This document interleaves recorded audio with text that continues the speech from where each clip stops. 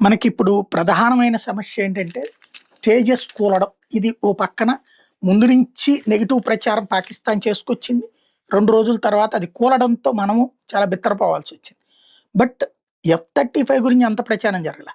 జేఎఫ్-10 గురించి అంత ప్రచారం జరగల. జేఎఫ్-17 గురించి అంత ప్రచారం జరగల. వాటన్నిటికి కలిపితే ఎన్ని వార్తలైతే వచ్చినాయి, ఎంత మీమ్స్, ఎంత ట్రోల్స్, ఎంత సోషల్ మీడియాలో ఫోకస్ అయిందో, దానికి 10 ఇంతలొచ్చింది ఇప్పుడు తేజస్‌కి సంబంధించి. ఒక్కటే విమానం.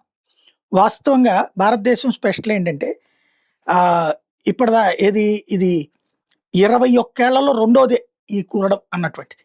మన సొంత దానికి సంబంధించింది. ఈ మేడ్ ఇన్ ఇండియా ఫ్లైట్. దాని మీద విపరీతమైన ప్రాపగాండా జరుగుతుంది. ఎఫ్-35లు 12 సార్లు క్రాష్ అయినాయి. ఏది ప్రపంచంలోనే అతి పెద్దదైనటువంటిది, అత్యంత పవర్‌ఫుల్ అని చెప్పబడేటువంటి ఎఫ్-35లు. ఎఫ్-16లు 250 సార్లు క్రాష్ అయినాయి. ఓన్లీ అమెరికాలోనే. అలాగే జే-10సీలు 2 క్రాష్ అయినాయి 5 ఏళ్లలో చైనావి.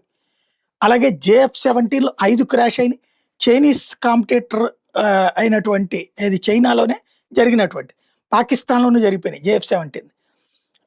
అదే సందర్భంలో సుఖోయ్ 30లు 14 క్రాష్ అయినాయి. ఇండియాలోనే క్రాష్ అయినాయి సుఖోయ్‌లు.